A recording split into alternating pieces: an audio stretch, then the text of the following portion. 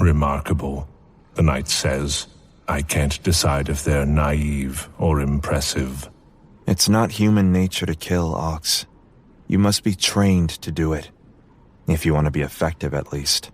From what he'd heard, there were as many as 50 groups on this planet, all running parallel to one another in these corridors. Enough of a population to foster interchange and prevent inbreeding, but it was also a situation begging for a tyrant's hand. Scarce resources, many small populations unaccustomed to working together. In that light, it was remarkable that it had taken so long for a Cinder King to arise. Nomad wasn't an ethnographer. As much as his master had pushed him, Nomad's interest had always been in engineering, the nature of investiture, and the mechanisms one could create by manipulating it.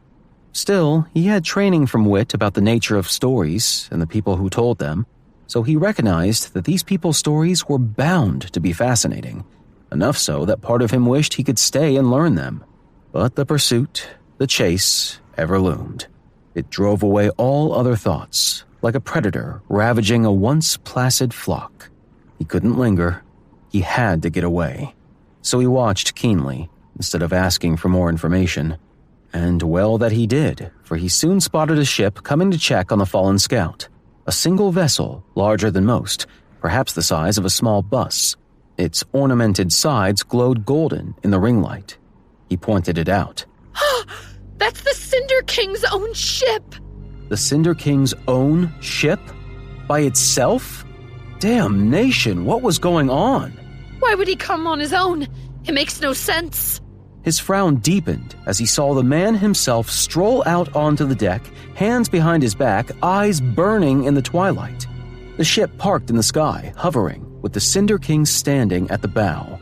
It was an invitation if Nomad had ever seen one. He's here for me. What? How would he even know you're here? Depends on how much that scout was able to report. Nomad, the Knight says trepidatiously. What are you thinking? Trepidatiously? Is that even a word? Not a proper one. Oh, you're going to do something stupid, aren't you? I can't stop moving. If I stop, I die. Rebecca, I'm gonna go up. Pretend that you're not here, but if things go poorly, try to back me up.